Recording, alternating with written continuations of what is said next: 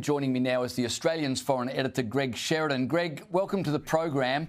Dozens of diplomats staged a pretty dramatic walkout when Israel's Prime Minister Benjamin Netanyahu addressed the UN at the weekend.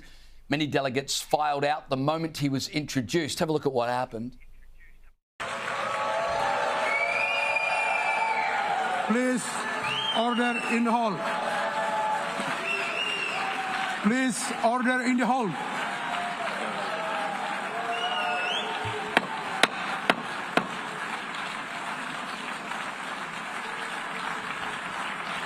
Please, order in the hall.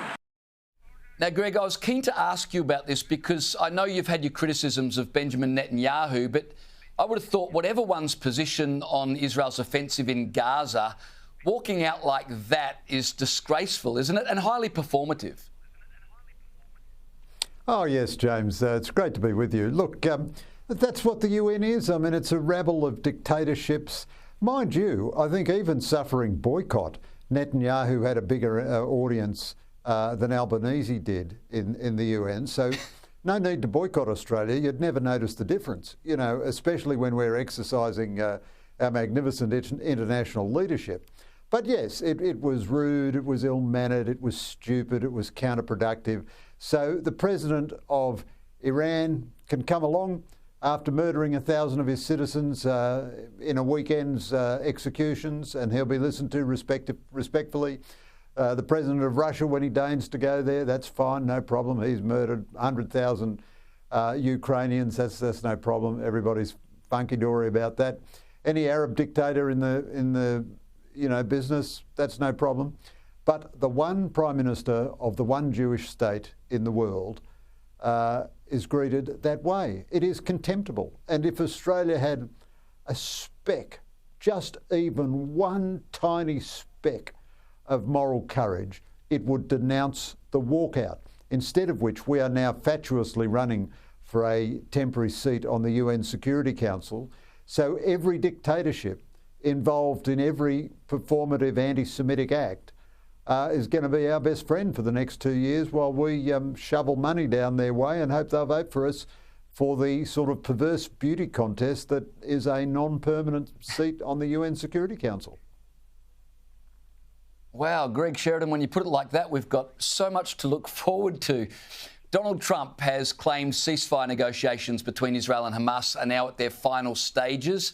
He's made claims like this before, but he says Israel are on board with this and a deal could lead to peace across the Middle East. What's he proposing and what likelihood of success?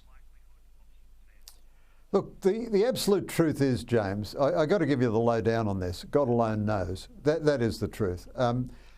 Almost nothing that Trump has said over the last few months has actually happened. Remember his summit with Vladimir Putin?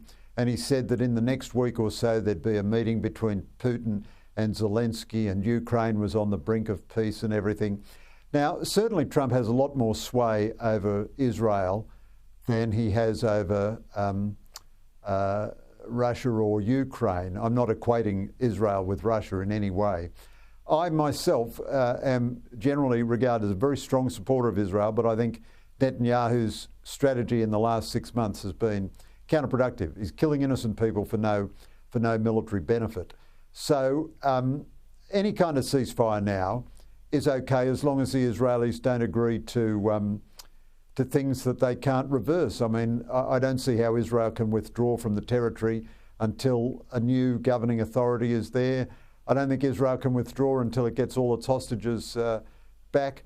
But that doesn't mean it has to keep up this bombardment. I mean, I agree with those many Israeli analysts who say Israel should just stop the major campaign and say to Hamas and Gaza, you get no dollar of reconstruction aid. We'll give you all the food and medical aid in the world, but not $1 of reconstruction aid until we get all our hostages back and Hamas is disarmed. And any time a Hamas leader pops his head up, blow it off, that's fine. Nobody's got any problem with Israel being at war against Hamas.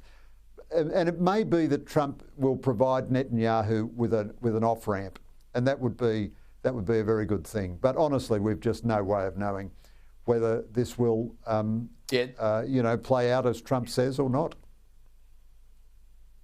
I spoke with Michael Kroger and Graham Richardson earlier about Anthony Albanese's appearance at the UK Labor conference over the weekend. I'm keen to get your thoughts. Do you agree it was inappropriate? And what did you make about his comments indirectly about Nigel Farage? Well, yes, I did. And I mean, that was a wonderful panel you had with Michael Kroger and Graham Richardson. No one would be surprised to know I'm an admirer of Michael Kroger, but I'm also a tremendous admirer of Richo. And I loved his monosyllabic inability to defend Albanese because he was telling the truth. Did Albo go too far? Yep. Can you make any defence of it? Nope. So this was a ludicrous it didn't help by me Albanese. with Greg. The monosyllabic answer did not help me with the interview with that panel. I'm glad you enjoyed it, but Richo was, as you say, because there was not much else to say. There was great honesty in his answers, I thought, and he's a good man. He's a very good man, Graham Richardson. And he was involved in a different kind of Labor government. But look, everything was wrong with this speech. First of all, at the technical level, it was surely the most cliche-ridden, banality-heavy, ridiculous, worthless, ho-hum speech in the history of the world, you know, full of idiotic self-congratulation. Labor chose democracy. Wow. So what, they might have chosen Stalinism instead? Then it was a party political speech, which no Australian Prime Minister is meant to deliver overseas. Imagine if Scott Morrison had gone to the Republican National Convention as it nominated Donald Trump and said, let's make America great again. That's what we Liberals and you Republicans share in common, and that's our deep belief, blah, blah, blah. You know, there'd be Four Corners sinister documentaries about it for the rest of time. And it added nothing for Australia. There was no value in it for Australia. If you count the South Pacific leg of this trip, because he came home for a day after the South Pacific before he went to America, this is one of the very longest prime ministerial trips in our history, and surely one of the worst. Humiliating failure in Papua New Guinea and Vanuatu, utter nonsensical virtue signalling in New York.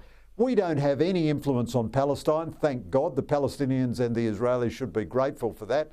Our ridiculous climate targets are being followed by nobody. Canada, you know, Albo's best friend, much reduced its targets. One reason Starmer is in such bad odour in the polls is because of what green policies are doing to energy prices in Britain. Albanese didn't get to see Trump, and he briefs out that this is because he wants a mature and constructive relationship with Trump. Well, the meeting is now scheduled for October 20. That's about 10 days short of 1 year after Trump's election. The crazy thing, Greg, is now that he's having dissed Trump, now he's dissing Nigel Farage, who could well be the next Prime Minister.